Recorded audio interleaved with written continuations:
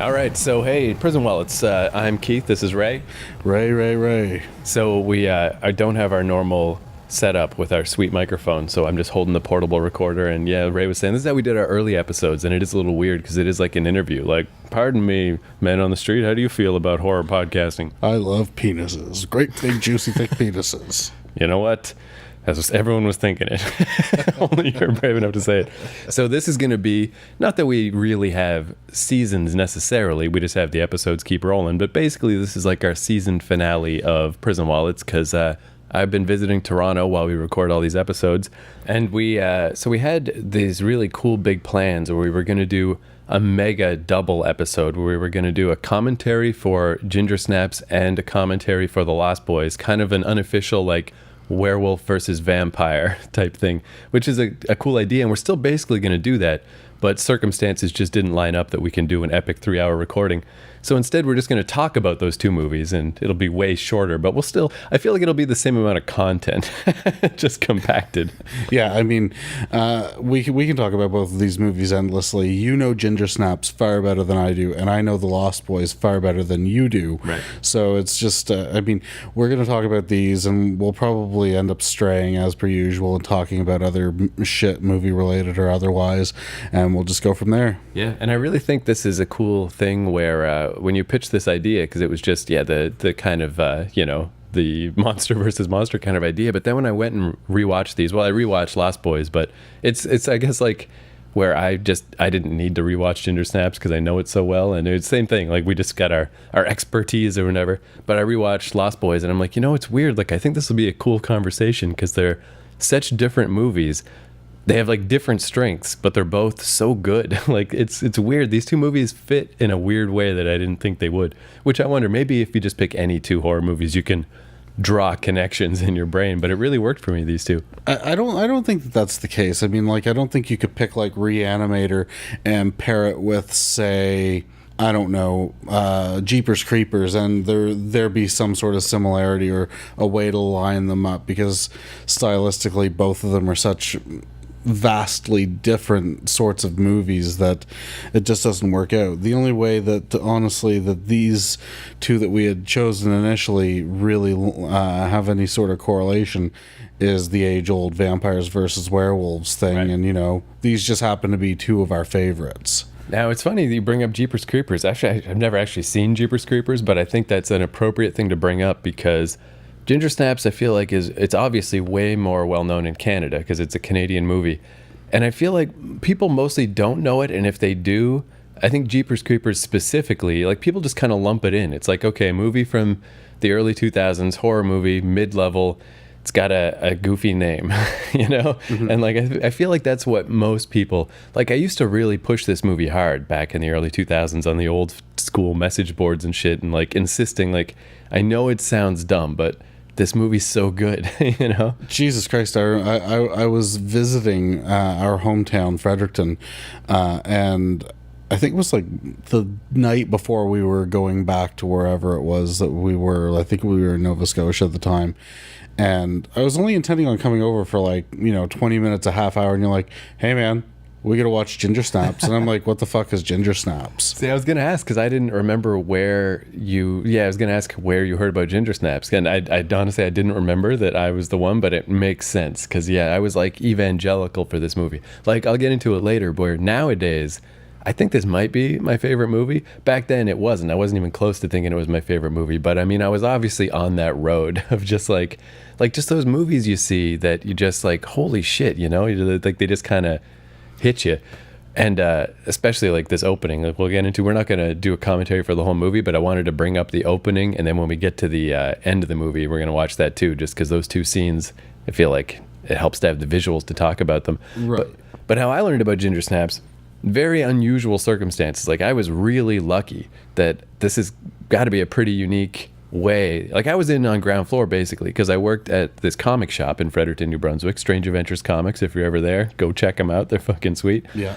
And because I worked there, these guys, like they really did their job marketing this movie, or trying the best they could to market it in Canada, because it only came out in theaters in Canada as far as I know. It was like straight to DVD in the States and Australia, and I don't know about anywhere else, but I can't imagine why it wouldn't just be straight to DVD everywhere except Canada. So they came into the comic shop when I was working, whoever these people were, just somebody working for the production company, and they had big Ginger Snaps posters, and they were like, hey, will you let us put up these posters in the comic shop, and we'll give you free passes to go see this movie opening night? And I was like, yeah, okay. Like, I'm surprised it was even playing in Fredericton, because we only have one theater in that city, and it's not exactly known for its fucking art films and shit. Right. Like I know Chasing Amy didn't play in Fredericton, for instance, and Ginger Snaps is like that level of a movie, just like some weird little movie. So I was like, yeah, okay, whatever. Honestly, it wasn't even that great of a poster. I remember, like, it's not the artwork that's on any of the releases. It was its own art. And I just was like, it didn't grab me. I'm like, I don't even know what this is. I just assume it's some bad fucking Canadian movie, because Canadian movies don't have high budgets. Canadian movies are fucking terrible in the first place. Like, generally, like 99 out of 100 Canadian movies or productions, including television, are fucking dog shit. They're no good. I've never been pro-Canada as far as film goes, because it looks wrong in a way, if that makes sense. Yeah, well, it's even like, I noticed that with like, obviously American movies look the best, and for some reason South Korean movies look the second best. But even like Japanese movies, you can just tell when you watch like Battle Royale or something, or even their TV shows, just looks bad. And Canada is, it's like, just looks bad. I think it helps in Canadian movies when they steer into the cheapness. Like, did you ever see that movie The Dirties? It was like about a school shooter, but it was like a comedy. It was a really weird movie. And, yeah, I saw that. Yeah, and it was really cool, and the whole movie was just a kid making a movie. So it was okay that it had no budget. And like, that's a good way to go. Whereas Ginger Snaps, I got to give it all the credit in the world. Like, it looks fine, and it has practical effects, and obviously no budget. Like, they did a good job with what they had for this movie. Honestly, the practical effects in Ginger Snaps, right up until the werewolf itself, were phenomenal. Like, the changes that Ginger is going through as she gets further and further along the line of actually evolving into the werewolf. They look great right up until she's the actual werewolf, and it's no more Bridget, or no more Ginger rather, but all werewolf. And it's like, I don't know, like, they couldn't have borrowed the American Werewolf from London Werewolf. Like, I mean, it looked like shit too when you saw the whole thing, but it still looked cool at the same time. Yeah, that's what is interesting about this. So this movie came out in, was it 2000 or 2001? It was one of those years. And I don't remember. And it's something we've talked about before in this podcast about CG versus practical. And it's weird, like, everyone has love in their hearts for the practical effects from the 80s, but it's like, in a way you can't go back, because we just accepted those back in the day, even if they looked bad. You know, it was just like, that's just what special effects are. Whereas now that CG is around, like, can you accept a practical effect anymore, or does it just seem kind of bad? So that's what happened with Ginger Snaps in a way, is they didn't have a high budget anyway. They weren't amazing effects. But no matter what, it was gonna, like, I guess I respect that they did the actual, like, here's the wolf. And they didn't even try to hide it. They just showed it. But at the same time, you're like, but that's clearly a big puppet of a wolf, you know? I mean, I know this is a little bit of an older movie, 2004, 2005, but Hellboy is a really great example of how a production can be made using and mixing both practical and CGI, because Hellboy himself, like, totally practical. Like, there's no CGI really on the Ron Perlman Hellboy. And as well, most of the, I don't remember what the character is, the big weird dog thing with the dreads. I don't remember what that character was called. Yeah, it's been a while. I don't remember. But that character as well was mostly practical. You know, so, I mean, those things looked really good. And the new Hellboy that's coming out, like, from what I can tell, his body is done with practical. That is, yeah, I mean, Guillermo del Toro is awesome for that. Like, I always think of Pan's Labyrinth, that famous monster who's got his eyes are in his hands, and it's all just Duncan Jones in a suit, except the legs. Like they just green screened out his legs so they could CG the legs so they look inhuman. And yeah, just those little touches is like, yeah, such a good way to do stuff. Where Ginger Snaps, I don't think there's any CG. I'm pretty sure it's straight up practical. And no, there's no CG at all. yeah, Like, and it's like practical. it's for better or worse. Like I like that they did it. I respect it, you know. And yeah, it is, and it's such a tricky thing too because they build up and build up and build up to this. I mean, you don't know if she's gonna turn into a werewolf, but then when she does, yeah, it's that weird moment where it's like, okay, all right, that's a big silly rubber wolf thing, but it's okay. Like I got over the hump with it. It helps that the movie is so good. Like if in a bad movie, I would have been like, fuck this. Like, this Yeah, sucks. it is really good. I mean, the thing about werewolf movies in particular is that they're either really fucking awesome or they're not. There's no, I don't think there are any mediocre werewolf movies. And it is kind of a tricky thing too, I guess. Just speaking of An American Werewolf in London, even though I haven't seen that movie yet, but I have seen the transformation scene. And This is my head shake of disapproval, by the way. yeah. And but I mean, yeah, like that's a lot to live up to, and in that sense, Ginger Snaps does not live up. But in the strata of Canadian movies, 10 out of 10, A plus. Oh yeah, absolutely. So yeah, so I went to this movie. I think I had like 2 passes, but I went with like 4 people. So we had the 2 passes, and then we bought a couple tickets. And again, not knowing what it was, and right away, like you get those times when the opening title sequence of a movie, like Seven or something, where you're just in. You're like, this is so, or Train Spotting. You're like, all right, you got me. And Ginger Snaps is totally like that. So I'm just gonna press play on this Blu-ray now, and we'll play it. This, for the record, is the Scream Factory version of Ginger Snaps. I think it's the only real version you can get on Blu-ray. Right, which is awesome because that's like a fucking what's the word I'm looking for? It's like when something bad happened and then it's been fixed.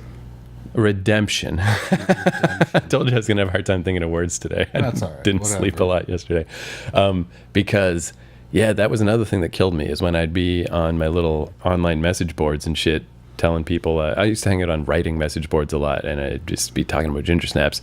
So I eventually talked some people into going and tracking it down, and the DVD in Canada had all these bonus features and deleted scenes and behind the scenes shit, casting and everything.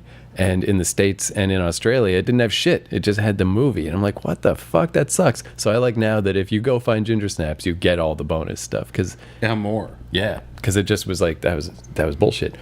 So yeah, sitting in the theater starts with even just the Canadian suburbs of this first scene. Like anytime I'm out in like Scarborough or anywhere in the GTA, the greater Toronto area, it reminds me of this movie. I'm just like, this is just some made up Ontario suburban town, but it totally feels like Ontario. And some shit happens, a dog gets killed, but then it cuts to these opening credits where the music is awesome. It's one of the coolest opening themes since like Puppet Master. It's like been a long time. Man. The Puppet Master theme is great. Yeah, we've been talking about Puppet Master lately and how stupid it is, but it has great theme music. But anyway, this Ginger Snaps theme, and then it cuts to these creepy ass pictures, these like photographs of these 2 sisters just dead in a shit ton of ways. And you eventually realize it's a creepy school project that they're doing, and they're just trying to freak out their teacher. But just the first time I saw this on the big screen, and it's just so weird and so cool and so unusual. Like I've never seen an opening just, I don't know if any movie opening has just kind of grabbed me like this did. Obviously I didn't jump ahead far enough. The mom's still whining about her dead dog, but okay, so I guess it does start with them taking a picture. So it is like, you know, that they're obviously not really dead. But I guess this just sets up that these are weird ass kids, you know. They just hang out in their fucking basement, their basement bedroom, take pictures of themselves pretending that they're dead. And yeah, so this music, I looked up this dude who did the music, and this is a weird thing about Canadian stuff, is it doesn't matter if you pull it off and you make a great Canadian movie that everyone loved, you're still just some Canadian guy that no one gives a shit about. Like I managed to track down some band that this guy was in, and it's just some obscure thing that no one cares about, and just like, but he's obviously an awesome composer. And yeah, this weird style. This reminds me of, I don't know if I ever showed it to you, but there was this old card game back in the 90s called Lunch Money. I remember Lunch Money. That was awesome. And it was, all these creepy pictures of like little kid. There was like a little girl who was like with a hammer and with different stuff. I love that note, Mom, please bury me in this dress. Yeah. And just these like totally over the top fucking crazy suicide scenes. Just so good. I love this opening so much. And just, like right away, I was just in. And it's such a nice feeling. Like, it's so rare. I have a lot of movies that I like, but it's so rare for a movie to just jump out at you, you know? And it's like fucking run over with a lawnmower. That is so ridiculous. With their fucking intestines coming out, like just awesome. And then when they, reveal that these are slides for a school project, and that the teacher is that forest ranger from that old show Red Green. You remember that? Yeah. Which again, just is a Canadian thing, like just extra great, where it's like, I recognize that guy. Yeah, this opening scene is definitely a cut above. Yeah, it really does just set the tone right away of just like, this is going to be a creepy ass movie. Like, these kids are not normal. I like that one. Yeah, just the kid with the leg brace who fell down the stairs and broke her neck. Like, just like levels of depressing, you know? It's not just that they're dead. So good. It's like their whole life was depressing and then they died. So yeah, speaking of Canadianness going nowhere, that's the other thing. So with this movie, the teacher looks so awesome. Yeah.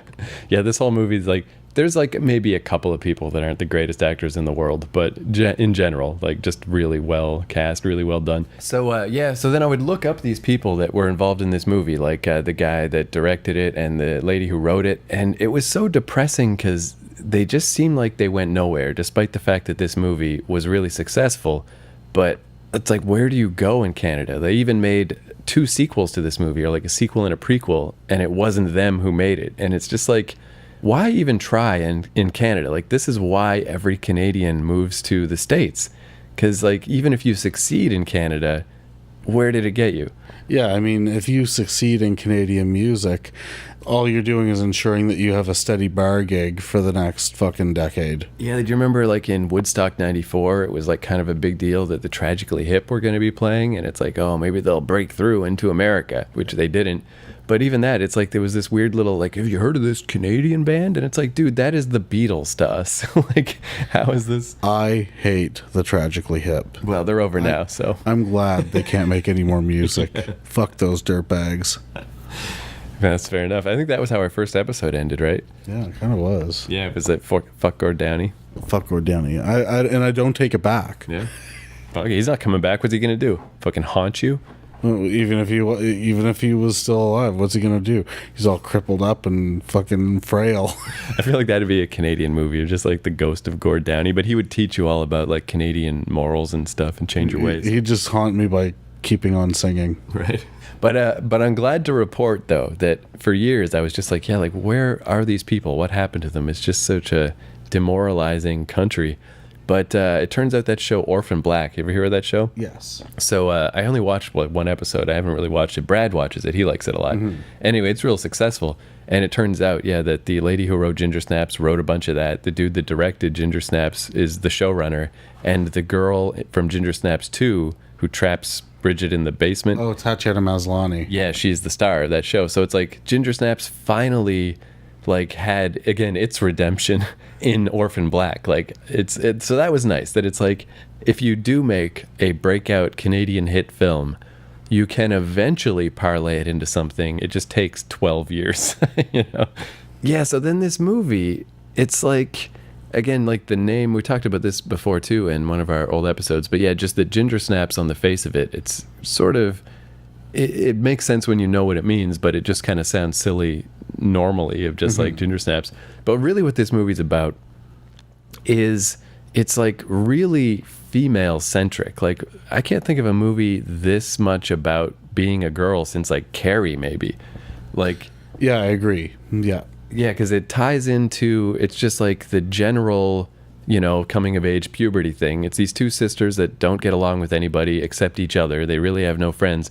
But the one sister, who's a year older, is, starting to get attention from boys and stuff and breaking away and doesn't necessarily want to just hang out in the fucking basement all the time with her nerdy younger sister. With making suicide pacts and everything else, right? Like, it's getting old because there's some dick floating around now. Yeah, exactly. And then also just menstruation in general, like how this movie takes place over a month, and it, that's the curse, the curse of being a werewolf, but the curse is what, they call getting your period.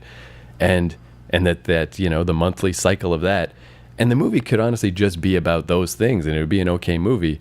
But then it fucking cranks it up to 11 because on top of that stuff, all that stuff is amplified by the fact that there's a werewolf in town who bites and scratches up Ginger and infects her with lycanthropy.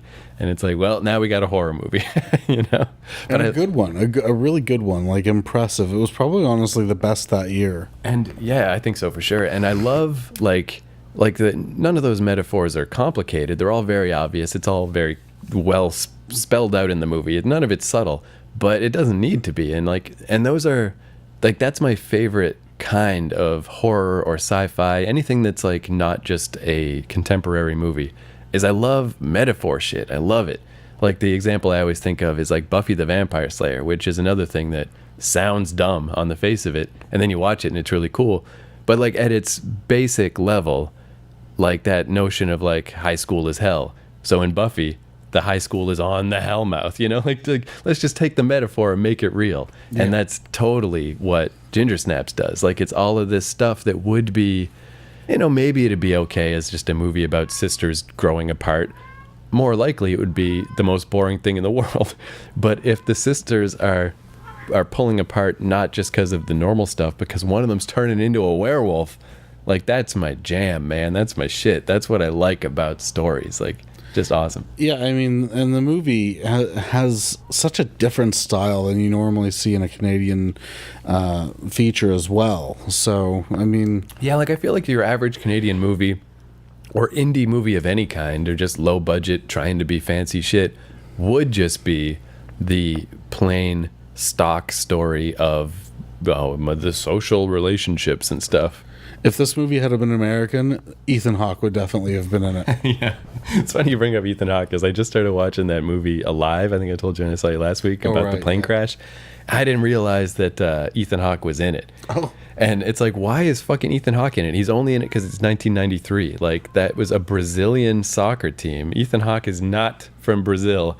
And I read somewhere that even though they were trapped up there for 70 days, Ethan Hawke refused to grow a beard because he just doesn't have a good beard. So he has his little Ethan Hawke goatee for the whole movie. And it's you fucking douchebag. I like Ethan Hawke, but that is peak douchebag Ethan Hawke in 1993. What do you do, though, right? I mean...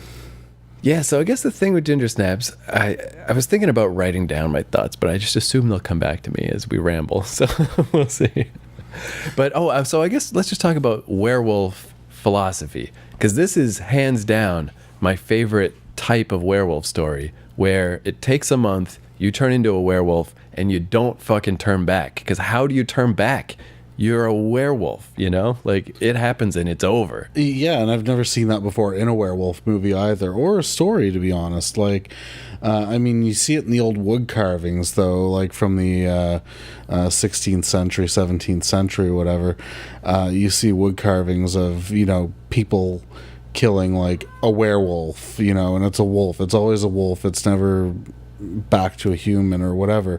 And this movie is the only horror movie that I could think of involving werewolves that deals with the werewolf lore like that. Because normally it's, really attractive so-and-so gets bitten or gets scratched or whatever, and then, they turn into a werewolf. But then they turn back and they're really attractive again. They wake up in a field and they're just oh no, where's my pants? What happened? Perfect makeup, lipstick around the dick, all that stuff. Yeah, and it's so the basics of this is, because it's this slow process, it's really cool how it happens, where she starts growing hair out of the places where the wolf scratched her, and then she starts growing weird, what are those called? On the back of a dog's foot? Dew claws. Oh, yeah. So she starts growing those out of, wherever, fucking elbows and shit, and just this slow progression, but it just kind of makes her more animalistic. And yeah, again, it's just that puberty thing, but as a metaphor, cranked up to 10, because now she doesn't want to eat women, because that would be weird. She wants to eat dudes, but she can smell them and she wants to fucking bite them and like eat them and Fuck them. yeah, exactly, right? Like it's just so perfect. It's so And perfect. Bridget's like, ew, boys. Yeah, I'm a lesbian. I don't like this, but presumably, I don't know. Did you know, what's the girl's name who plays Bridget? Obviously, we know who Catherine Isabel is. Yeah, it's funny. I can't think of her name. Yeah, I'm drawing a blank. But anyway, that girl is actually older than Catherine Isabel. Yeah,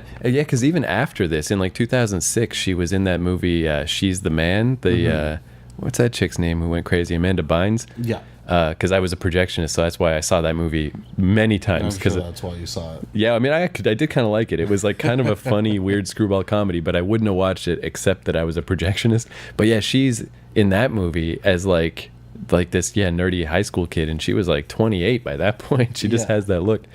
Although she I don't know, she has a wig in this movie, and I've heard people criticize the wig, but I don't know. I didn't even know. Seemed fine to me. I don't know. I didn't notice.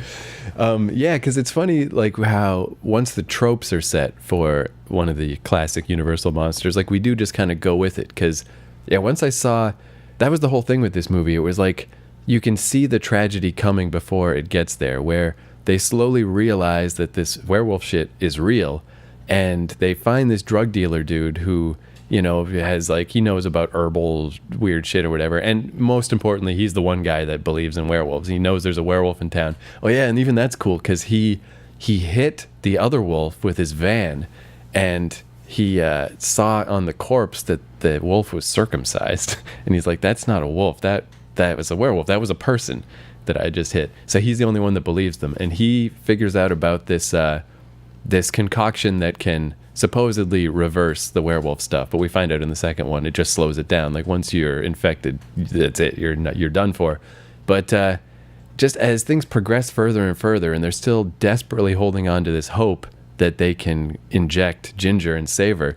But then once she does the full transformation and turns into the wolf, and there's still like that pathetic hope that like I've still got the syringe and maybe I can still save her. And it's like, bitch, you're not fucking saving anyone. She's a fucking wolf. And that's nothing is stopping that. And I just love that like hopeless feeling. And again, like makes so much more sense than the standard back and forth werewolf thing. But nobody ever thought to do it.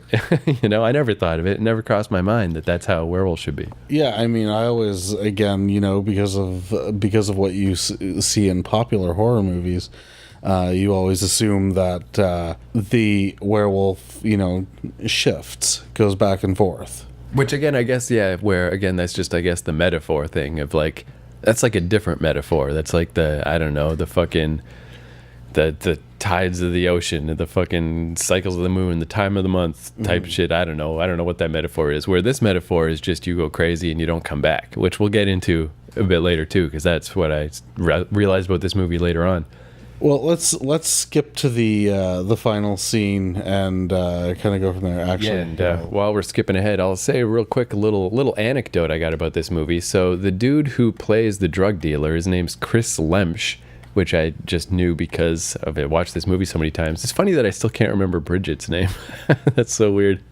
But he was also in this Canadian TV show about a band that was on like Much Music that only ran a little bit, where he was the manager of the band, but that's the only other time I ever saw him. I was working at this coffee shop in Vancouver in the night shift, and just it was like right downtown, and a bunch of people came in. Like I met Ben Affleck there. I met Chai Pig, the singer for SNFU there. I met what's his name from Guardians of the Galaxy, Mr. Svenning. Oh, Michael Rooker. Michael Rooker there. Yeah, like it was pretty sweet. Like just because it was right downtown and they film a lot of shit in Vancouver, a bunch of people came through. But this dude Chris Lemsch came in with his friends, and I don't think he was used to being recognized, because besides Ginger Snaps and this one little show, like that's the only time I ever saw him. I checked his IMDb once, and like he does stuff, but it's, you know, he's Canadian. Yeah. So he came in, and right away I was like, holy shit, like you're the fucking dude from Ginger Snaps. You're my hero. Can I please put some lipstick around your wiener? Well, he really was. Like, I could tell he was really getting a little charge out of it. He's like, holy fuck, someone recognized me. Holy shit. And likes the thing that I did. And because it was like, I just gave him his coffee or latte or whatever for free. And I'm just like, nice work, man. You know, congrats. I love that movie. And like, that's the thing, is he was just kind of, this is where it was almost like that like the sadness of Canadian celebrity, where before he left, because his friend's like, all right, we're going, he was like, so hey, you work here? Like, you're gonna be here tomorrow? I was like, I'll be here tomorrow. And he's like, well, maybe I'll swing by. And he never did. But in that moment, he's just like, this feels so good that someone likes me. But then he got his shit together. This is my 5 minutes of celebrity. Yeah. Like, he doesn't even get 15. He's got 5. And then I'm sure the next day he's like, that would just be sad if I went back to the coffee shop. But when I was there the next day, I'm like, be pretty sweet if Chris Lemch came back. He probably thought about it all day too. Like, he's like, oh, that was so awesome. And then later on that night, he woke up and he's like, I'm so lonely. Whereas, like, and I mean, that's a pretty good array of celebrities I met at that coffee shop. But in New York, just walking around, I saw Natalie Portman, and I saw who's that? Justin Long. Oh, yeah. Definitely more famous people in New York than. Although Ben Affleck was a pretty good one in Vancouver. That was weird, but that was again 2005. That was when Ben Affleck was not doing well. He was doing, because I even asked him what movie. I'm sure I told this story. Was he done doing J-Lo by that point? He must have been. Yeah, because it was after, fucking Geely and the fucking Kevin Smith one. And he was doing this movie called Man About Town that went straight to DVD. Right, the remake. And I'm just glad, because I was asked him, like, what you doing in town or whatever. And I was glad to see his career bounce back, because that was a sad. Anytime that my path crosses with Ben Affleck's in a bad place, doing some shitty movie in fucking Vancouver that's going straight to DVD. So anyway, that was my meeting somebody from Ginger Snap story. So, so as we get to the end of this fucking movie, so basically, I mean, to cut the long story short, that's basically the story. It's just that Bridget pieces together about this wolf thing, and Ginger doesn't want to believe it at first. She's just like, what are you talking about? That's fucking ridiculous. Like, you're just mad that I don't want to hang out with you anymore because I'm cool now and you're a fucking loser. So Bridget and the drug dealer guy do all the research and find the way to potentially help cure the wolfism, the lycanthropy. Finally, at the end, Ginger accepts that something's happening. She starts eating fucking people's dogs, and then she they kill a kid from their class, and things are getting real bad. Wasn't like a guidance counselor or something, or or the janitor gets killed. Maybe the guidance counselor after too. But one thing that is a nice side plot thing that I should mention is the mom in this is, just kind of your silly ass mom. She's famous too for her boobies. I don't remember her name, but she was hot in the 80s. And what I liked about the mom is she doesn't know about the werewolf shit, but she does find out that her kids killed somebody because she finds the body like in their backyard. And what I respect about the mom is she's down for the cause. Like, she has this whole plan where she's like, your father's not going to understand. Let's just light the house on fire and we'll disappear. Like, so they'll never know what happened to us. The mom was fucking awesome in this movie. Yeah, like, I do respect that she wasn't, I should clarify, she doesn't want to kill the dad. Just when dad's not home, let's just light the house on fire. The three of us will leave and we'll sort this out. But of course, Bridget knows, like, this isn't going to work because my sister's going to turn into a fucking werewolf soon. So finally, in the climactic finale, they go take Ginger back to the house because they need to go get more of the serum. Oh, that's I think that, when does that happen? At some point, Bridget infects herself with the lycanthropy stuff to convince Ginger, like, look, now I've got it too, and we have to go back. Or Ginger was cut or something like that, and Bridget cut her own hand or something like that and touched the open wound to the cut on Ginger. Right. So it's like, look, Ginger, stop fucking around. Like, we're both in this now, together again, together forever. And so we got to go back to the house and we got to get the fucking... Oh, but then, Ginger agrees to go back to the house, but the drug dealer dude doesn't realize and knocks her out. So anyway, they toss her in the back of a van. And as they're driving back to the house, that's when the big final transformation happens. Ginger's just a wolf now. So the end of the movie is just them being chased through the house with Ginger as a wolf stalking them, and Ginger kills the drug dealer guy brutally, just insane.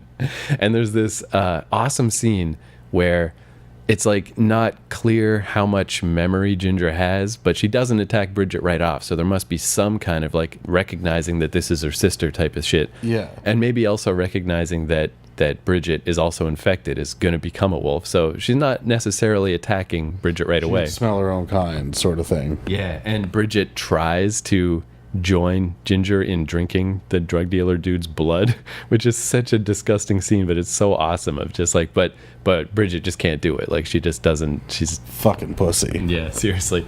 So in the big finale, it's a little bit, if there was one thing about this movie I maybe would have wanted to tweak a little, it's right at the end, because it's, again, coming down to the metaphors and shit. In one hand is the syringe with the cure. In the other hand is this knife that's always in their bedroom that they're always fucking around with. And Ginger finally attacks Bridget, just like dives at her and falls on her. And with the weight of falling, just falls on the knife and gets stabbed straight through the heart. And Ginger's not small as a wolf. It's like a big ass wolf.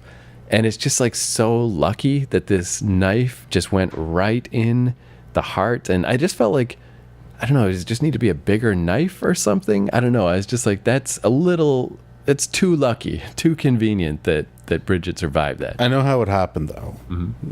It's what the script called for. Yeah. Yeah. Right. Yeah. And it's one of those little things where just for a moment, I'm like, well, I wish that seems a little lucky, but okay, whatever. I guess we'll just let it go. But how many times have you seen that in a movie as well? You know, like one lucky last ditch thing happens and it ends up saving someone, you know? Yeah. But I did like that it went that way and not with the cure thing. Because the cure thing would have been ridiculous. And I like that the movie goes that way of just like it's obviously ridiculous, but Bridget's still got a happy ending, which I like. Yeah. She's still got to hold on to hope that this is going to work. So this final scene where Ginger's been stabbed. Yeah, you can just play it from here. I think we're more or less at the right part. Ginger's been stabbed, just again, super luckily, right through the heart. So even though it's this big-ass wolf monster, it's fucking done for. And there's just this awesome, like, this is one of my favorite endings ever, where it's this low-key scene of they're in their bedroom that they both shared, and Bridget's just looking around the room at all their creepy pictures that they took and all their weird stuff that they've got and all the memories of the past and all the things that they did. And then Ginger just dies, fade to black, and that's it. And it's just like that combo punch of the awesome opening and the awesome ending. Like, a good ending, I mean, not that this movie needed to be saved, but a good ending can save a bad movie, and it's just like the cherry on top of a good movie. And it's kind of rare, like it's hard to find just that ending to a movie that just hits the right tone and is just right. And I mean, obviously this is depressing as shit, but that's totally the right ending for this movie. And now Bridget, she's looking at her hand that with the syringe. Yeah, and then in the sequel, I mean, we could talk about the sequel, but it's just like, and the slow breathing. I love this, of like just that the ginger werewolf monster just breathes slower and slower and slower, and then you realize like the soundtrack has just dropped out and it's just quiet, and then you realize that Ginger's not breathing anymore. Like it's paced so well and just done so well. And then in the sequel, I don't mind the sequel, but it's kind of a bummer because it's too much of a downer. Like this is sad that Bridget lost her sister, but then in the sequel, Bridget also turns into a wolf and everything's just fucked. It's like, well, that sucks. So in my mind, like, I don't mind when people make sequels. Like, I don't think it like ruins the original or anything, but in my mind, this movie stands by itself. Like, I think of the sequel as just a different side story that didn't really happen. Like, it's okay, it's kind of cool, but to me, this is it. This is the real ending. Yeah, and the third one is just completely forgettable altogether. Yeah, I'm gonna watch it again sometime though, because like it was so weird. The third one takes place like 200 years in the past or 300 years, and it's just two other versions of Bridget and Ginger, and it's just like they just go through the same kind of thing. Very strange, but they probably did. And then I love this, even the way it fades. Man, just that shot of the room and the fade to black and then the credits. So that ending just stuck in my head. Emily Perkins, nice. And my best friend, Chris Mimi Lynch. Rogers, that's who that was. Yeah, right. The Mrs. Tom Cruise. Oh, really? Yeah, that was his first wife. I didn't know that. Again, I just know that she had her boobs out a lot in the 80s. But that ending stuck with me for, forever, ever since I saw this movie, to the point that I'm working on this one story where it's similar in the sense that it's just, metaphor shit. But in the story I'm working on, It's more like a superhero thing where it's this girl who splits into 4 parts, and each part of her is a different part of her personality, and just how that works, and just fucking dealing with that shit. And it's gonna end with 2 of the parts fighting and one of them dying. So I'm not done the story, but I did write the last scene, and I just ripped off Ginger Snaps 100 fucking percent, where they're back in their old childhood bedroom. One of them gets stabbed, the other one looks around the room at all the memories and dead. Fade to black, the end. And I'm like, not even gonna try to hide it. It's like, that's a fucking great ending. It deserves to be stolen, and I'm gonna steal it. Nice. Yeah. So someday, if I ever fucking finish that book or whatever, like, you heard it here. It's the Ginger Snaps ending for sure. No, that's good. Yeah, Ginger Snaps. Ginger Snaps is a good movie. I really liked it. I liked that it wasn't something I had seen, bits and pieces of here and there, and that I just watched it all at once. Because there are so many movies that I can think of where I've tried picking them up so many times, and then I just never make it through them for one reason or other, and never end up watching them all the way through. That's kind of a good thing about being a more obscure movie, just being some dumbass Canadian movie, is like, there is a lot of movies like that where, you think that you've seen them, but then you realize you haven't. Like my thing I keep bringing up, but it's just somehow, I don't know how, I never saw Star Wars when I was a kid. But I kind of saw Star Wars, Like I saw little bits of it, and I had the toys and stuff, and I thought I knew what it was. And that's never going to happen with Ginger Snaps. Either you know this movie or you don't. You don't half know it, So, that's kind of a benefit in a way. Is like, either someone's going to sit you down or give you free movie tickets, or in some weird way you're going to see this movie, or it'll just pass you by your whole life. Like I said, I was introduced to it through you. I remember, I bought the DVD the fucking day it came out, and I didn't always have the greatest taste. I also bought Freddy Got Fingered the day it came out. Same year, I think. But yeah, Ginger Snaps, I was right on it. So, okay, it was 2000. So then, for the long tail of this movie, I just would tell people about it and stuff. But I was thinking about this, I think I can actually go through my list of movies that were my favorite movies, because there weren't really that many. When I was real young, it was Spaceballs, which is another reason why I felt like I knew Star Wars, because I knew Spaceballs, right? Yeah, I like Spaceballs. Spaceballs is good. So I loved Spaceballs. Then in the 6th grade, it was Beetlejuice. I just was like, I could watch Beetlejuice a million times. I love Beetlejuice. And then I don't think there was another champion till I was a surly teen, and it was 7. And I'm like, holy fuck, 7 is good. That's one of those amazing opening, amazing ending. All the stuff in the middle is pretty good. I was all about it. Mm-hmm. And then even though Shawshank came out before 7, I hadn't seen Shawshank yet. It took a few years for me to see Shawshank. So then I saw Shawshank, and I'm like, well, holy fuck. I guess that's my favorite movie. Shawshank is so good, though. Anyone who considers himself a cinephile has Shawshank somewhere in their top 10 or top 20. Yeah, and that's where I started to think, it took a while. I just didn't think about my favorite movie for a decade or so.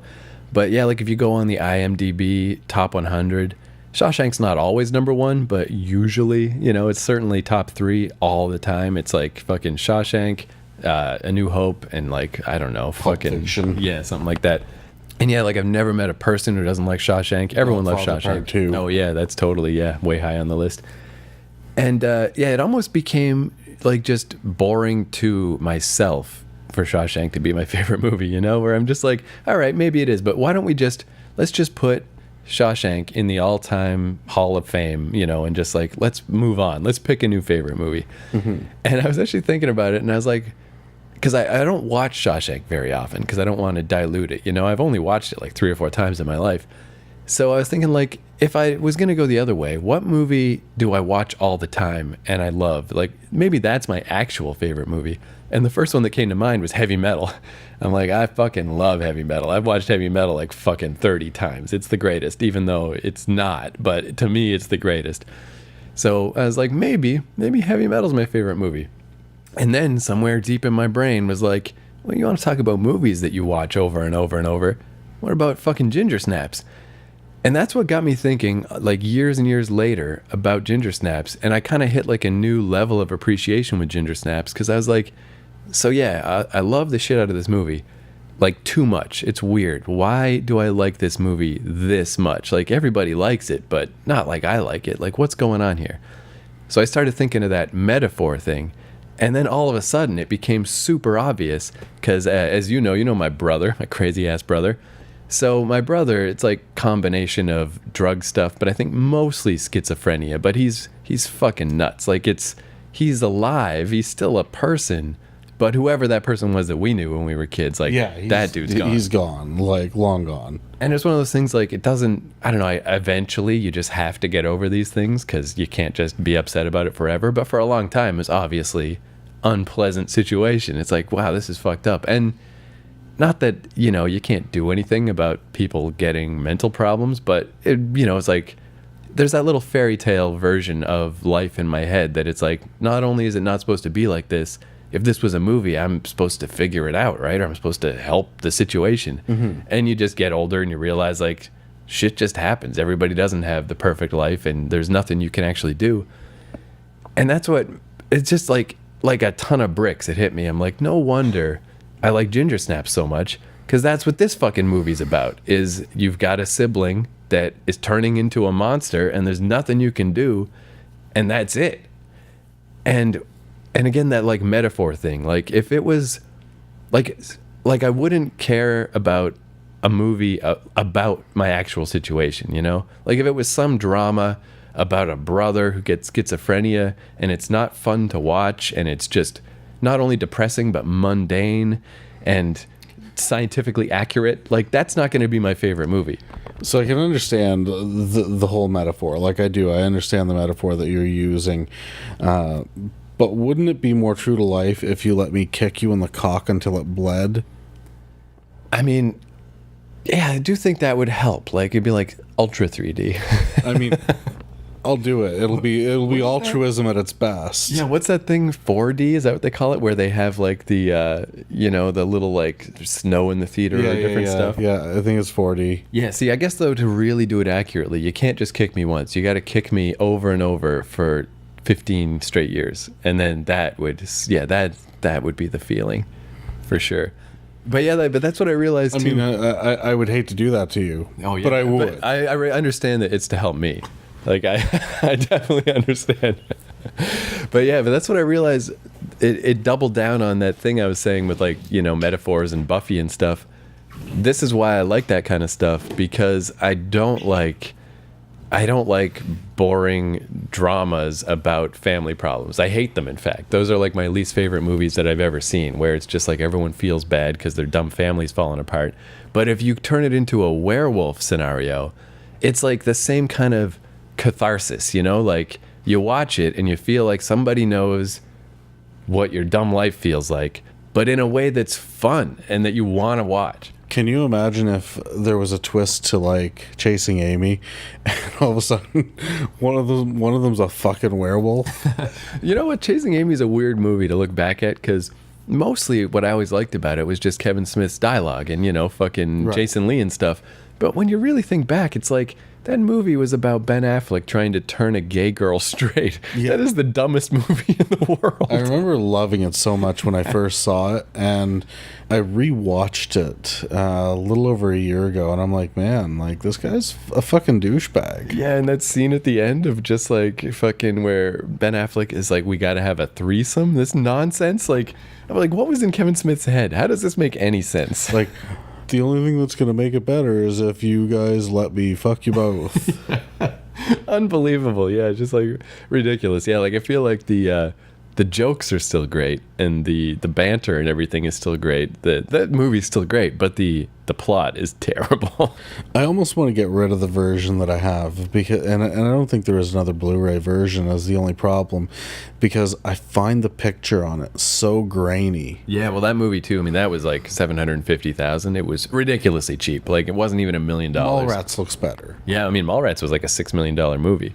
Yeah, I guess. So it's like Chasing Amy. Yeah, like it looks like, I think it just looks like that. Like I don't know if you can have a better transfer. Their film stock just sucked. Fuck. Yeah. So I'm either stuck with it or not, But anyway, so that's Ginger Snaps in a nutshell for me, and I guess like that's why it's my favorite movie. Like it was a slow burn, but it's just like it was I always just liked it from an entertainment side. And then, yeah, like as I get older, I'm like, again, like if I'm going to rip something off, this is what I'm ripping off. Like, this is what I want to do.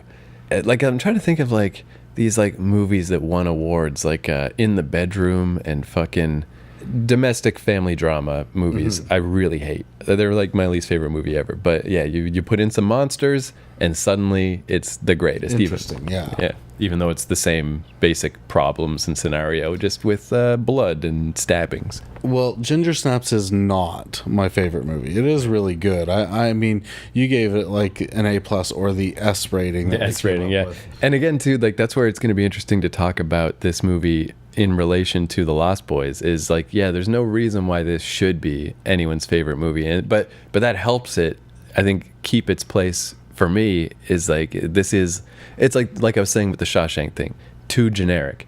This is the opposite. This is like probably no one else's favorite movie.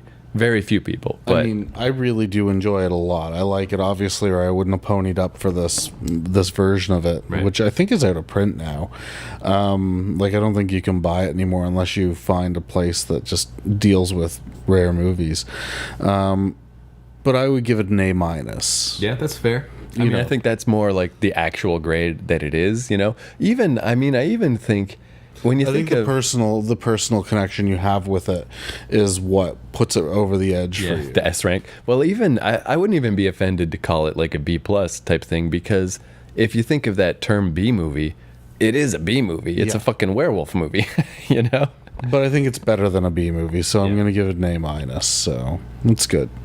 And I guess I'll say too, like, overall, it's like really well written, really clever and stuff. I guess I'll point out though the one line that always kind of stuck with me as being a bit of a problem. Similar to like the Buffy thing, where they're always walking that line of like, is this goofy or is this cool? Is right toward the end when Ginger is really starting to get wolfy and stuff.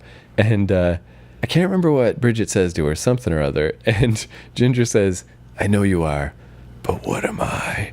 Like worried because she's like, "But what am I?" And it's like, she just said, "I know you are, but what am I?" And like, they almost get away with it, but I'm like, if I that's the only thing in this movie. If I was involved, I'd just put a red circle around that line and be like, "Can we just something else, please?"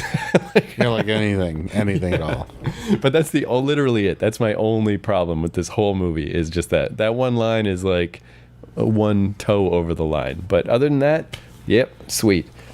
So there's the Ginger Snaps half. Should we take a quick break so I can pee my brains out, and then we'll move on to Lost Boys? Yeah, we're gonna take a quick one, and then we'll switch gears.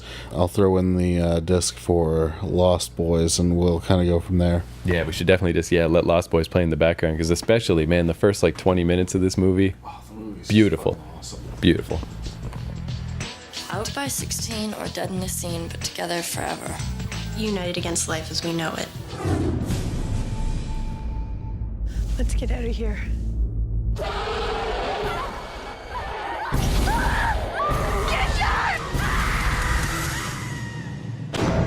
What was it? Big dog, maybe? Whoa. Whoa? That's it? Whoa? Think you see werewolves a lot? Did I change last night? Howl at the moon? This is a very confusing time for your sister. Boys, her body, trying to fit in. Poor Bee. I'm growing up, and obviously you're not. Oh my god. You think I want to go back to being nobody? You're so dead.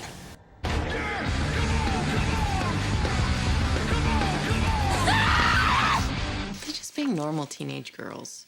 I'm not dying in this room with you! I'm not dying! I think she's gone.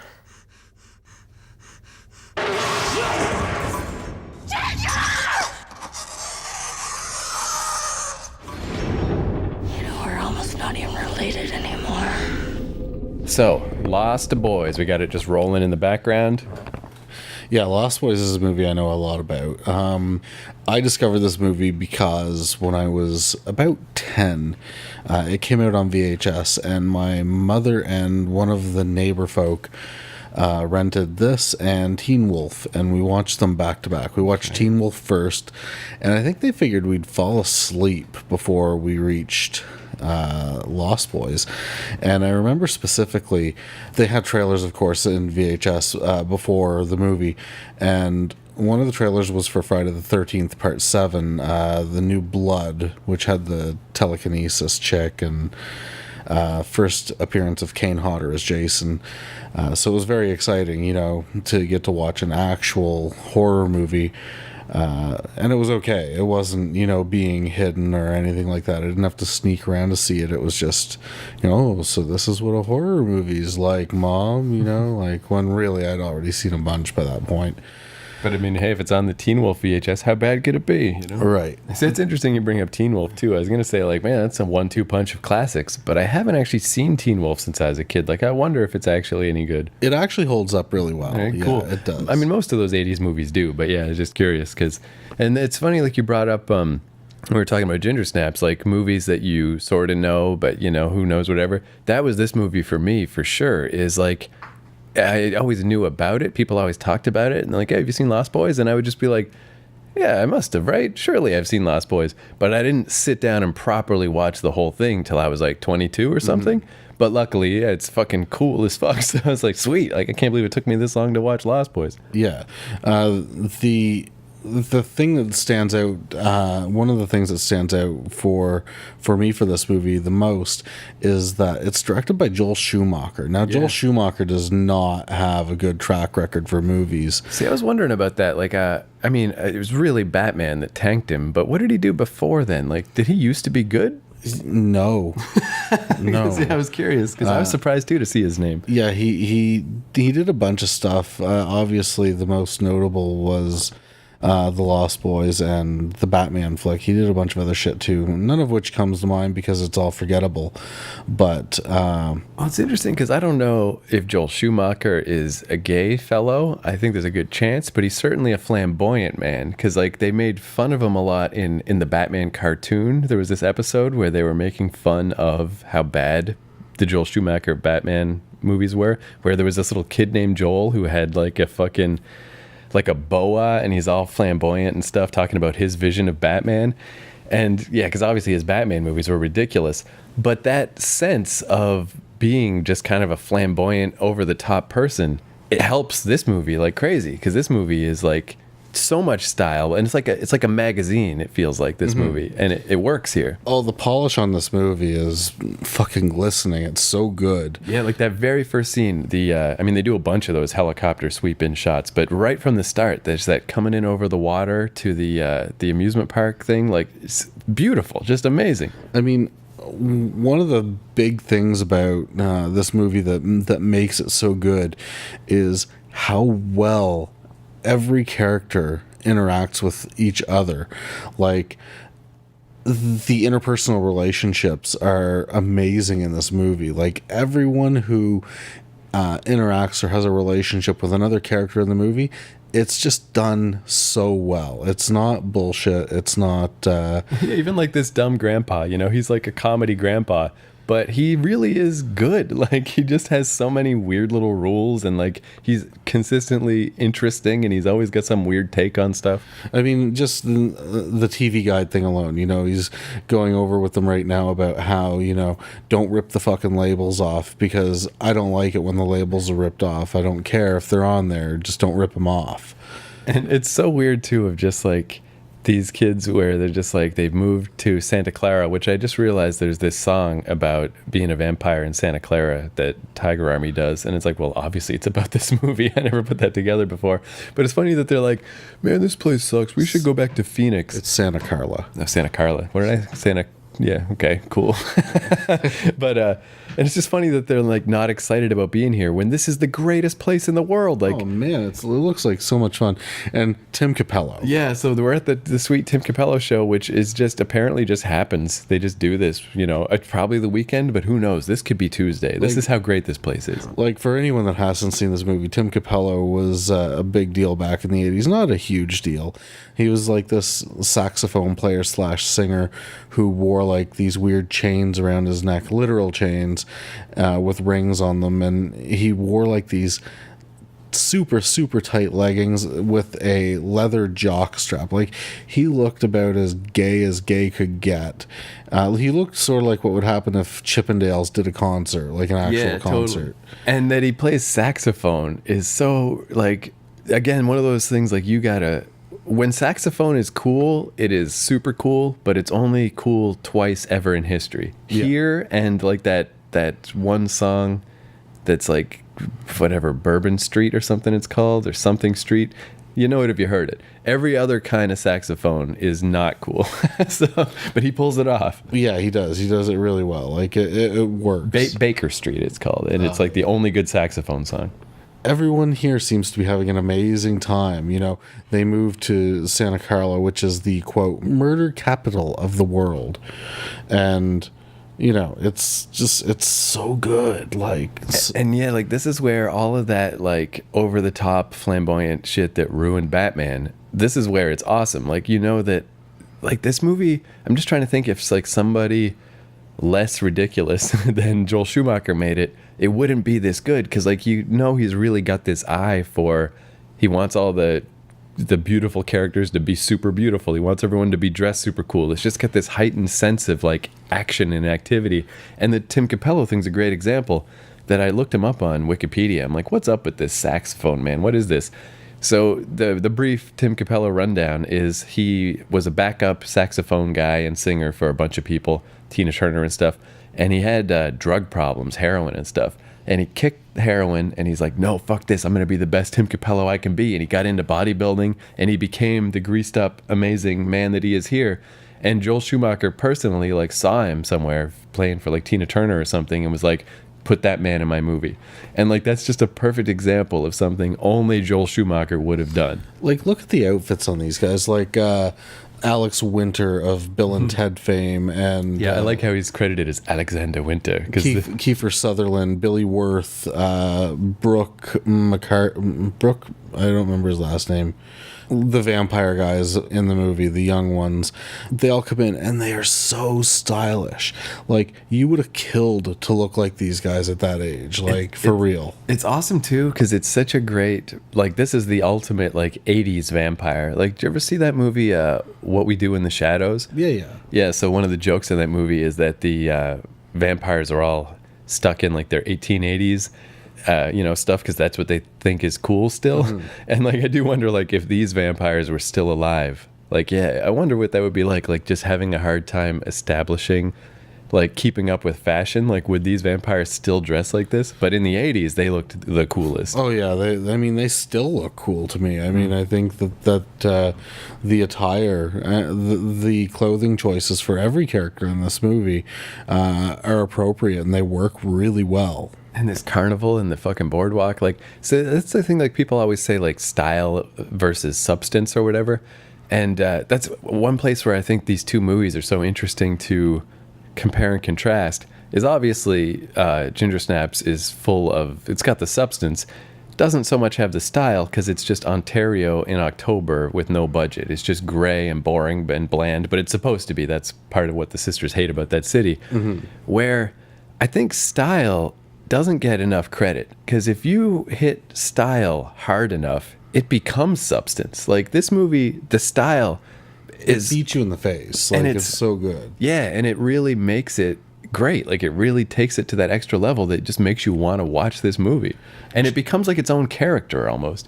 Jason Patric's been in a ton of good stuff. He plays Michael, the older brother, and I don't know if you knew this or not, but his father played the younger priest in The Exorcist. I didn't know that. I gotta admit, Jason Patric, he was the guy I had to look up, because I was watching this movie and I'm like, what happened to this guy? He's like the main character of The Lost Boys, and I don't feel like I know him as well as I know most 80s people. Not even as much as these kids, you know? Like, fucking, although I gotta say, I love Feldman. I've always been a huge Corey Feldman fan. this might be my least favorite Corey Feldman character, because he's just like always talking like this and like, we got a plan, and he's just like, he's that little douchebag. Yeah, I mean, even for Corey Feldman, it's a douchebag. but it works, right? Yeah. Like, I mean, Yeah, because if you're a kid, like, you're gonna take this shit serious. Even if there are no vampires and you just think there are, you're still gonna take it serious. These people have reason to believe there are vampires. Like, yeah, they're not gonna joke around about it. I gotta admit, I respect it in that sense. yeah, I don't know, man. But yeah, overall, I mean, great movie.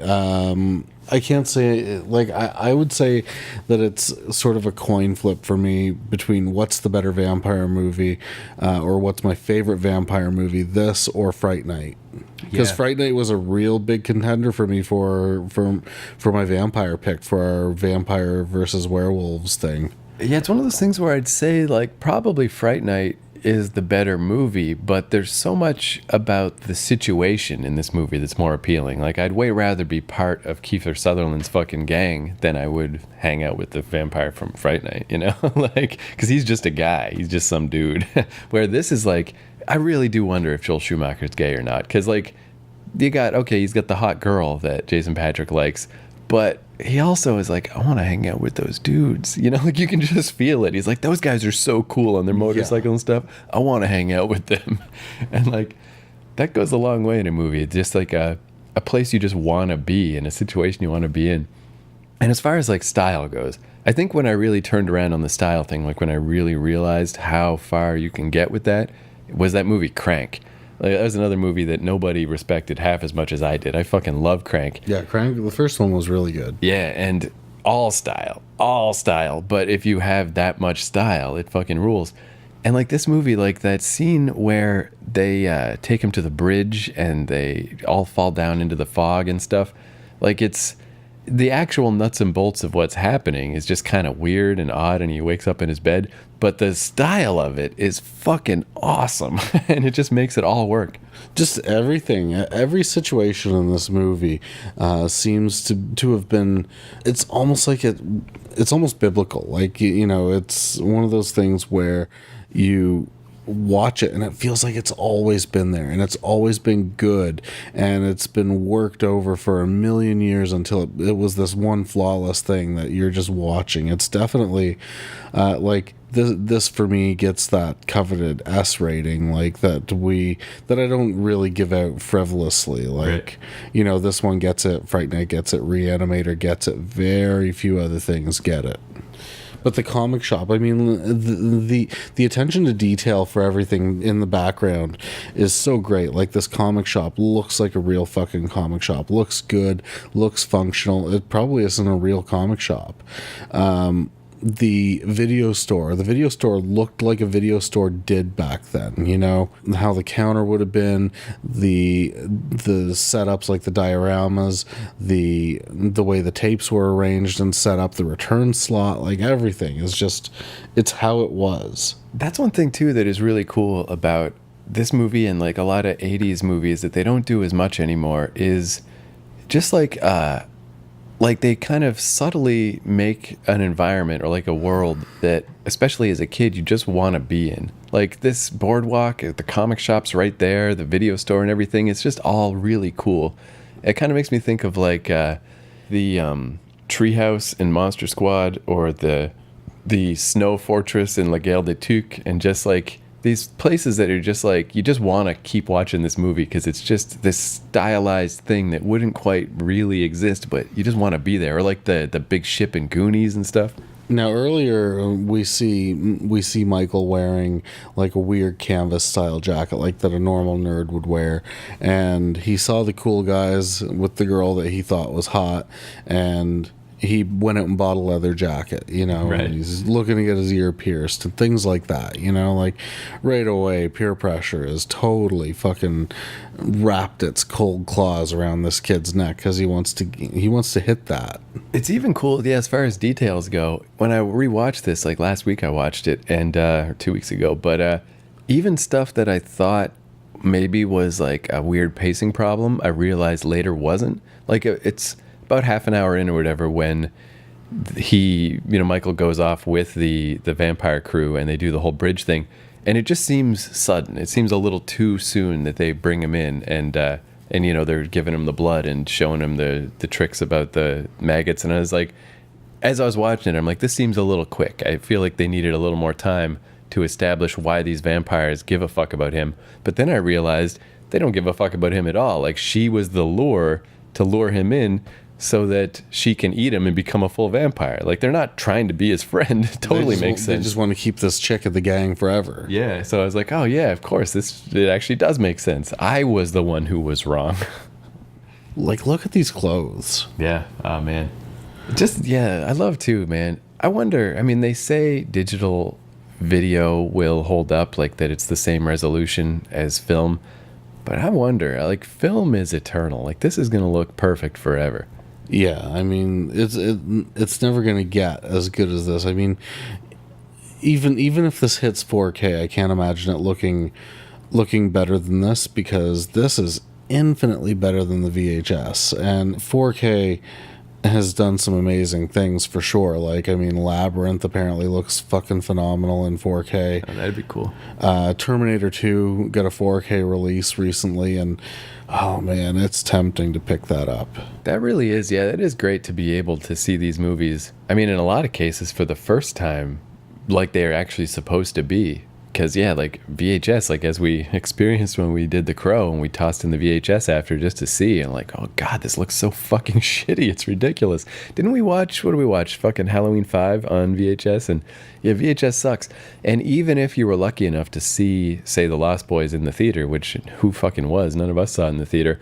But even then, you still had to get an early print for it to look anywhere near this good. Because realistically, especially in fucking Fredericton, where we're from, by the time we got a print of a movie, it's been all over the place and it's all scratched. Like, I went to see Seven in a theater once, where, you know, like, hey, we'll play the old print.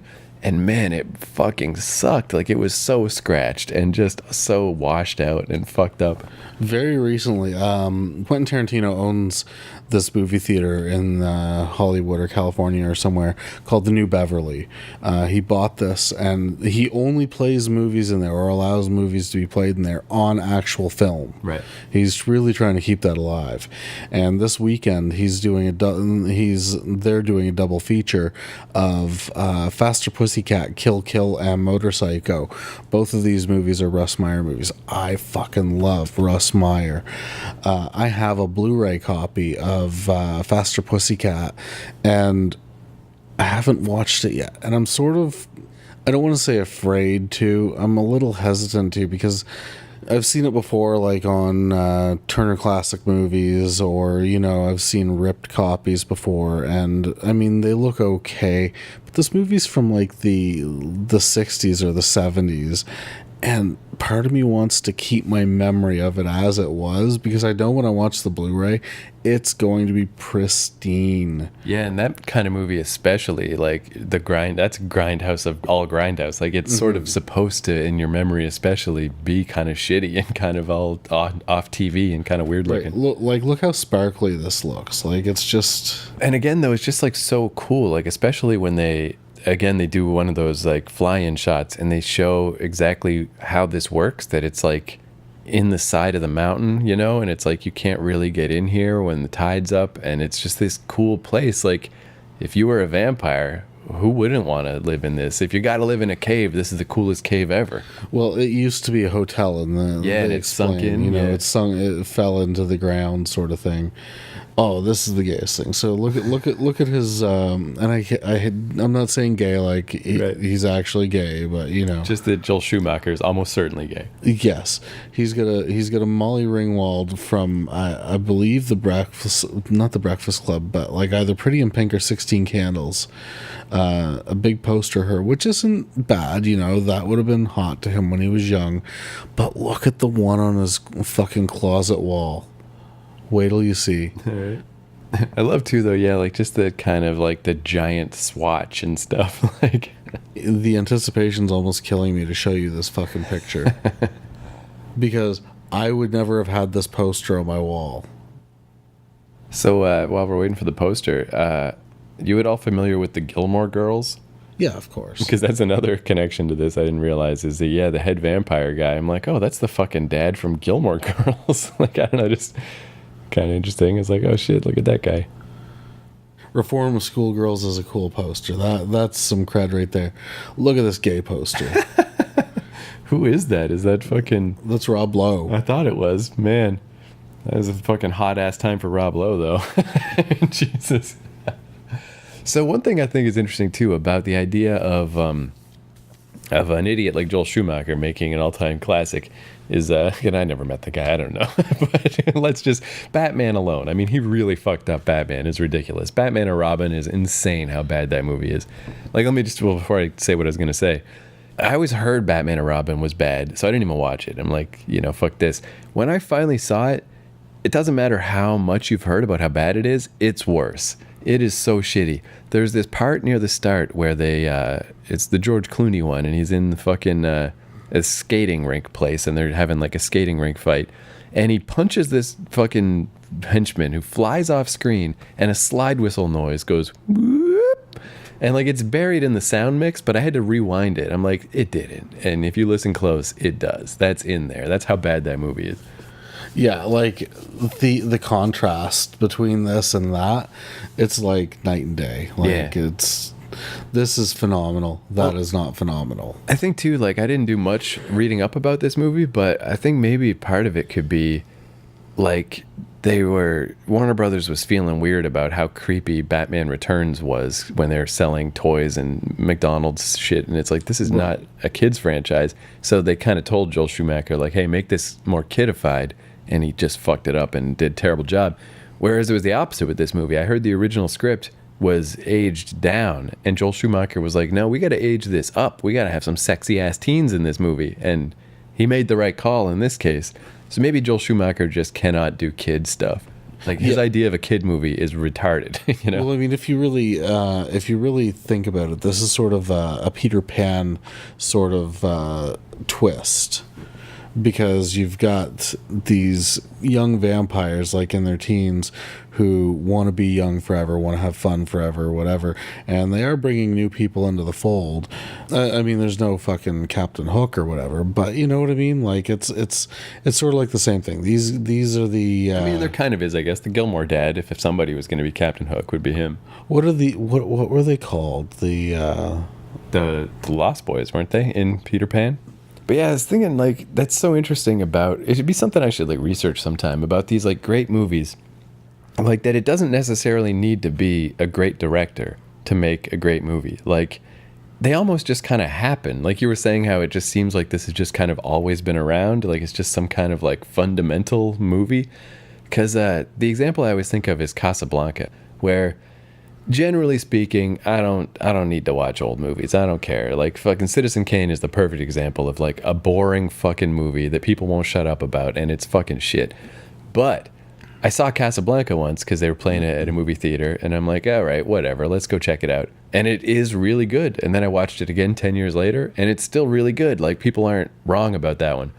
But I looked up Casablanca, and the guy who made it is just a B-movie nobody. The movie before that sucked. The movie after that sucked. Every other movie he ever made sucked. But somehow, that one time, everything just worked out. And I feel like maybe this is one of those situations where, it's okay that it was Joel Schumacher. Everything just worked out. It's like that for me with Richard Linklater as well, because everything he did before Dazed and Confused, including Slacker. Yeah, Slacker's tough to get through. And everything after Dazed and Confused, just huge misses for me. I kind of I respect the weird stuff he tries to do, but I wouldn't call them great movies or whatever. But Dazed and Confused is great. Like, it doesn't matter. Like, if this movie's on TV somewhere and I see it, I'm staying till it's done. Like, I won't not finish it. It's such a good movie start to finish. And here's the old bridge scene coming up. Yeah, like, I think of all the scenes in the movie, this one might be my favorite. Like, I just like, in general, the boardwalk and the vibe of it. If I could hang out somewhere, I'd hang out at the boardwalk. But yeah, this scene is, like, a great example of, like visual storytelling, of, like, just it's so weird and so creepy and dreamy and stuff. Doesn't this bridge and the area surrounding it right now that you see in the background remind you of what the train bridge used to look like in our hometown? Yeah, and there even were occasional days, where it would just be crazy foggy and you couldn't see the water. And yeah, totally it does. I remember before they repaired that thing, being fucked up on acid and trying to cross that thing, and it would take like an hour. I legitimately almost got blown off it once, like before they converted it to a walking bridge with sides when it was just a train bridge, and it was super windy, and this gust of wind hit me so hard that I stumbled like 4 steps over, and if I had been like closer to the edge, I would have gone right over. Yeah, I used to be stay in the middle, like fuck that. Yeah. But I used to hang out on and under that train bridge. Like I found a little hidey spot in there. Terry and I used to hang out there, actually. Where you could like go down onto like the pillars or whatever. Yeah. I always heard that, like maybe it was Terry that told me this, maybe you, but just that it was super rad to be down there when a train went across, but I never got to do it before they decommissioned all the trains. Yeah, we used to hang out there all the time and do shit like that. Just hang out there for no real good reason. We didn't do anything there. Yeah. Well, it's nothing to do in that town anyway, so hey, it's as good of a place to hang out as any. Yeah. Yeah. But no, I mean, when you realize at the end of the movie that the head vampire is indeed... Yeah, which even that, it's kind of, I can't remember his character's name, but it's kind of like funny because the kids all thought it was him, and then they're like, oh, it's not him. But then it is him. Yeah. It goes back and forth, like it might be him, might not be him, but it is him. And I can't remember his name either, but it doesn't matter. I mean, the guy who played the character did an amazing job, and I like how he hammed it up too a little bit, stuck his tongue out like metal style, like, I still want you, Lucy. Such a good movie. Again, it gets my S rating. I fucking love it. I can't say enough good things about it. It's pure style through and through. And like this scene right here, so we're just watching where the other vampires have all fallen, and he's the last one. Michael's the last dude up on the bridge, and he's just barely hanging on. And doesn't this whole thing, like, I love when a movie makes me feel like this is what a nightmare would feel like. Like it's just, how does this situation make any sense? Mm-hmm. And it's just... like, that's one of those things only a movie can really convey, is that weird, unreal sense. And they do it so good with this scene. So how do you feel about, speaking of endings, I don't dislike the end of this movie. It's, like, kind of funny, where the grandpa is just like, if I have fucking one problem with Santa Carla. Fuck. But if I have one problem with this place, too many vampires. And I was like, that's a pretty funny ending. But it's not a great ending. I really like it, and I liked it a lot when I was a kid and first saw the movie. Yeah, it's perfect as a kid for sure. But now, what I think of when I see that ending is, that old bastard, he was funny throughout the movie, and I really liked him, but you don't think that he would have mentioned that there was actually real vampires to his family who came to stay with him? Like... he waits to spout off that cool one-liner, but then when you think about it, he doesn't warn them of this actual very real danger that could threaten them at some point.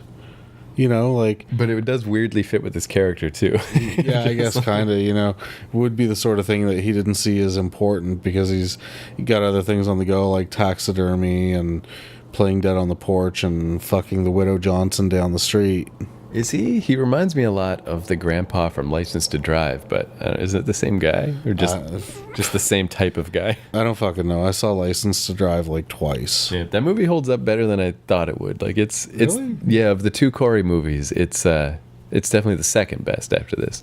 But it's a distant second, but still. Okay, so let's do a couple of best ofs here. So, what is your best and worst movie in your opinion of Corey Feldman? I mean, I got this real... you know what? I'm going to say best and worst is the same movie for Corey Feldman.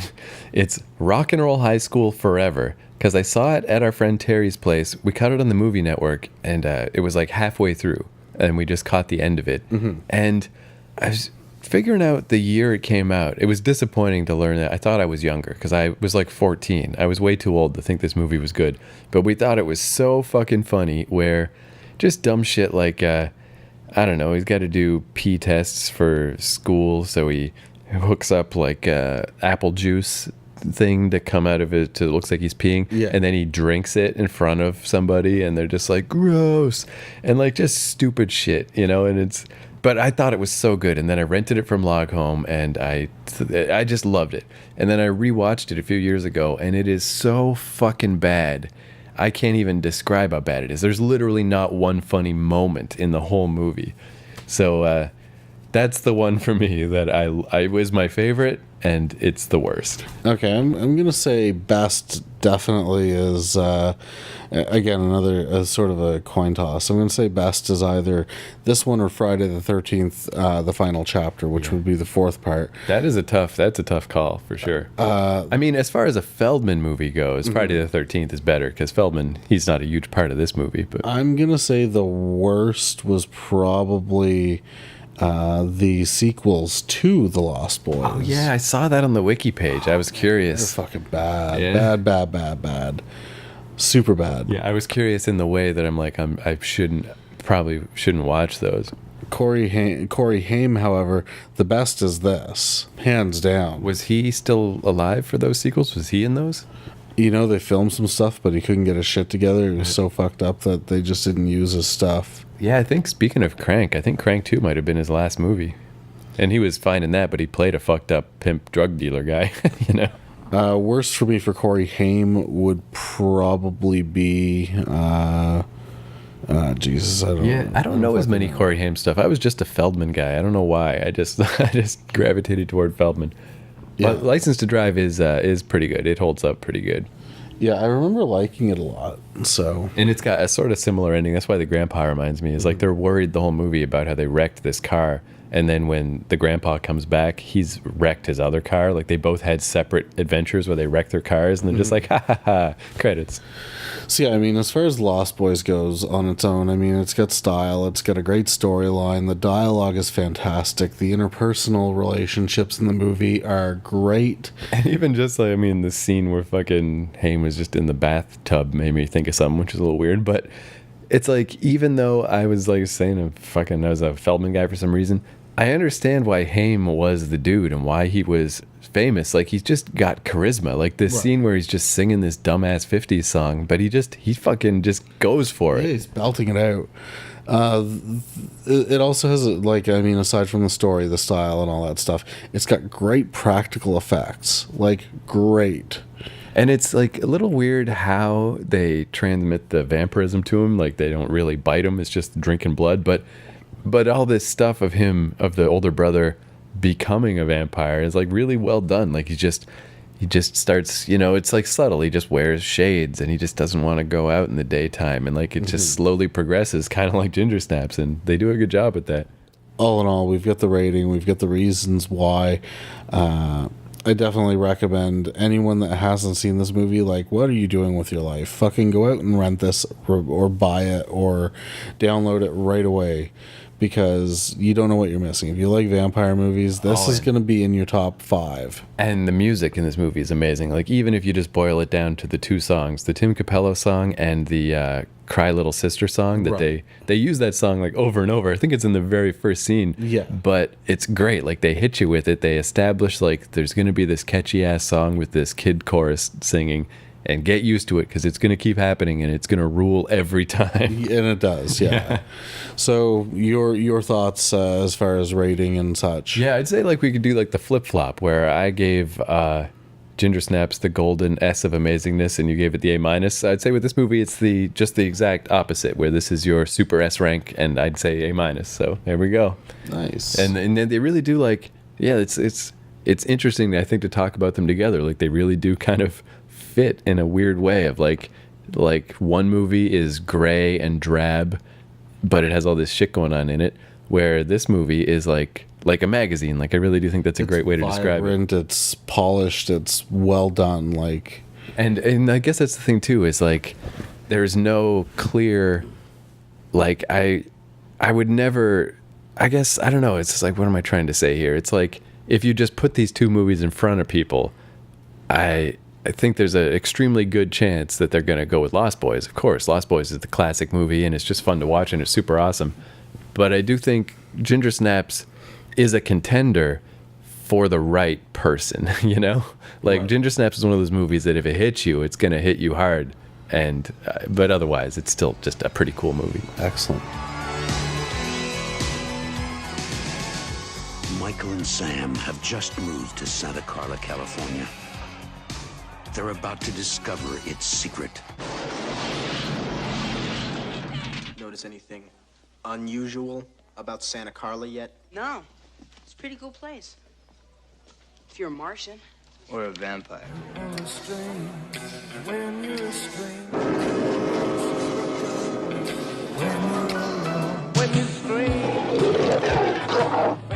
where are you? The flying nun?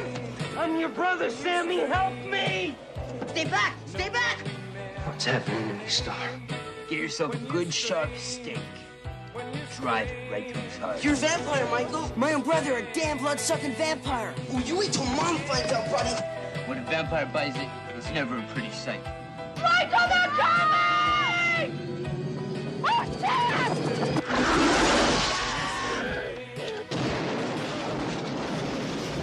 And we didn't introduce ourselves at the beginning, really, but we are the Prison Wallets.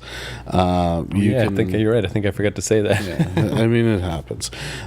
So you can find us on iTunes, YouTube, and at keithcourage.com. You can find me. You can find us also on Instagram and Twitter. Twitter is at Podcast Prison. Instagram is prison_wallets_pod.